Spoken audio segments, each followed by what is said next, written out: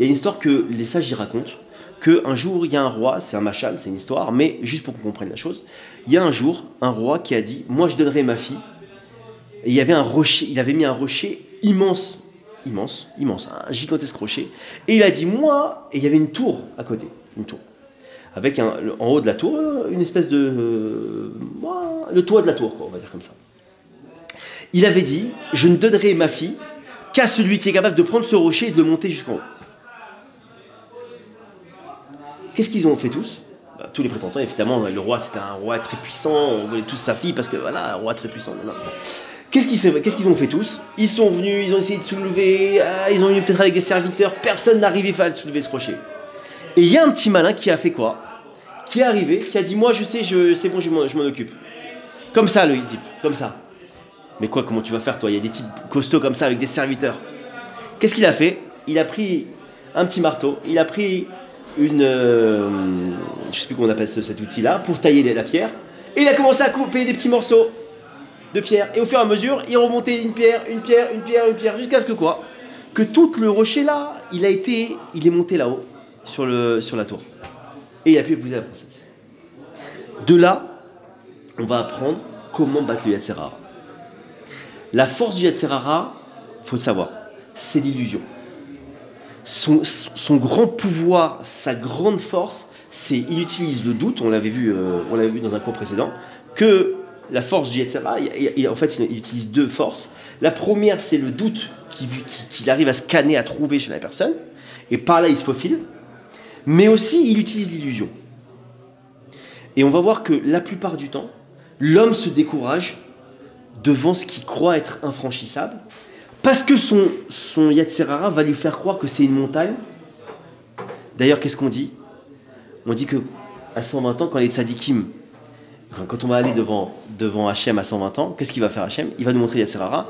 Pour les tzadikim, il va leur montrer une montagne. Et pour ceux qui n'ont pas réussi, entre guillemets, à battre le Yetzer Hara, il va lui montrer un cheveu. Il va dire, voilà, pour toi, tzadik, c'est ce que tu as battu, cette montagne-là. Et pour toi, qui n'est pas tzadik, voilà ce que c'était le Yetzer Hara que tu n'as pas réussi à battre, c'était un cheveu. De là, on apprend quoi? On apprend une leçon. C'est que le Yetzer Hara, pour les tzadikim, ils ont vu une montagne malgré tout, ils sont allés au bout de la chose et ils l'ont battue.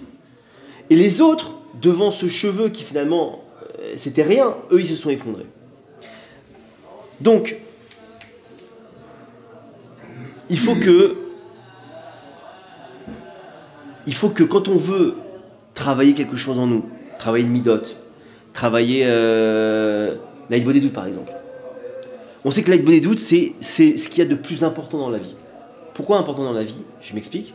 Parce que c'est le moyen de me connecter à Hachem, c'est le moyen d'acquérir la Emouna, la foi en Hachem, c'est le moyen de pouvoir débloquer des situations dans lesquelles je me suis bloqué, c'est le moyen de pouvoir comprendre la Torah, ce que veut Hachem, etc. etc. Bref. Maintenant, l'aïd des doutes, quand vous dites à quelqu'un 1 heure d'aïd des doutes, il faut faire par jour, le type il devient blanc, il dit mais attends, je vais jamais y arriver. Alors peut-être qu'il commence par faire 5 minutes, mais après il augmente. Bon. Donc déjà, première règle à suivre, déjà ne pas regarder l'ensemble de la chose à faire. D'accord? Première des choses, l'ensemble de la chose à faire, on ne la regarde pas.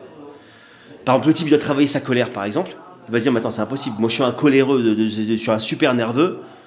Tu me dis, il faut que je combatte la colère, c'est strictement impossible. Maintenant, non. Viens, on essaye de prendre un premier petit bout de cette colère-là. On va travailler petit à petit. D'accord? Parce qu'il y a une image très forte qu'il faut intégrer. Hachem m'a donné ce machal tout à l'heure quand j'ai préparé le cours. Quand on a le nombre 100, 1, 0, 0, d'accord? 100. Si je m'attaque à 100, c'est compliqué, d'accord? Mais finalement, si je retire 1 à 100, combien j'obtiens? 99. On n'est plus à 100. Il n'y a plus la même force qu'il y avait dans le 100. Pourquoi? Parce que j'en ai retiré 1. Je me suis attaqué à un petit bout. Donc, le Yetzer Hara, il faut savoir qu'on arrive à l'affaiblir. Comment? Déjà en s'attaquant au moment présent. Au moment présent. Qu'est-ce que je peux faire au moment présent? Je peux combattre ce Yetzer Hara. Je vais pas me dire, je vais essayer de faire 100%. D'ailleurs, c'est le problème de tous les Baal Tshuva aujourd'hui. Pas aujourd'hui, depuis la nuit des temps d'ailleurs, c'est que la plupart du temps, comment le Yetzer Hara il arrive à faire tomber un Baal Tshuva? c'est qu'il lui dit, il faut que tu passes de type qui allait en boîte de nuit à tzaddik comme Baba Saleh. Le type directement il explose. Pourquoi? Parce que c'est une autre façon, une autre approche, mais lui qu'est-ce qu'il lui montre? Il lui dit il faut que tu avales tout d'un coup. Comme si on devait avaler, au lieu de manger un petit bout de pain, petit peu de pain par peu de pain, c'est du grosse miche de pain comme ça, le type il essaie de l'avaler entièrement, il s'étouffe. Il n'arrive pas. C'est humainement impossible. Et il faut savoir aussi une autre chose. Une épreuve, elle n'est pas indéfiniment... elle ne dure pas indéfiniment. Ça aussi, il faut avoir ça en tête. Parce que souvent, on se décourage à cause de ça. En se disant qu'une épreuve, elle est là, elle ne va pas nous lâcher, comment je vais faire Parce que l'Yetzirah, il va commencer à nous empiler des choses dans la tête. Mais attends, mais aujourd'hui, j'ai pas d'argent, par exemple. Alors, comment je vais faire? Peut-être que demain, je pourrai pas. Et imagine, je dois faire ça. Et finalement, je devais payer ça, et mon loyer, et mon truc. Et il va empiler les choses. Mais qui t'a dit que dans une heure, c'est pas fini l'épreuve? Ça aussi, c'est une force. De se dire que l'épreuve, elle n'est pas indéfinie au niveau du temps. L'épreuve, elle a un début, elle a une fin.